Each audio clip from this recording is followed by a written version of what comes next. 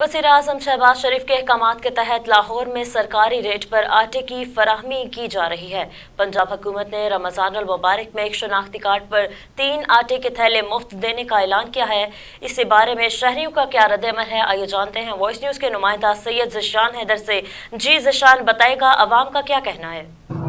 जी बिल्कुल, इस वक्त मैं मौजूद हूँ लाहौर में, जहाँ पर एक जगह पे खड़ा हूँ जहाँ पे सरकारी रेट पे आवाम को आटा दिया जा रहा है। अभी हमारे साथ कुछ शहरी मौजूद हैं, उनसे पूछते हैं कि जो गवर्नमेंट की तरफ से स्कीम भेजी गई है कि जी 3 आटे के तोड़े रमज़ान में फ्री दिए जाएंगे, तो हम शहरियों से पूछते हैं कि उनका इस हवाले से क्या कहना है। अस्सलाम वालेकुम भाईजान, बताइएगा कि जो गवर्नमेंट ने स्कीम भेजी है कि आटे के तोड़े 3 फ्री दिए जाएंगे, आपने मैसेज किया, आपको क्या आया मैसेज? भाई कोई रिस्पांस नहीं आया यार। मैसेज आपने किया? जी किया मैंने मैसेज। तो आगे सुनो, कोई रिस्पांस नहीं आया? कोई रिस्पांस नहीं आया भाई, इस वजह से तो लाइन में खड़े हैं यार।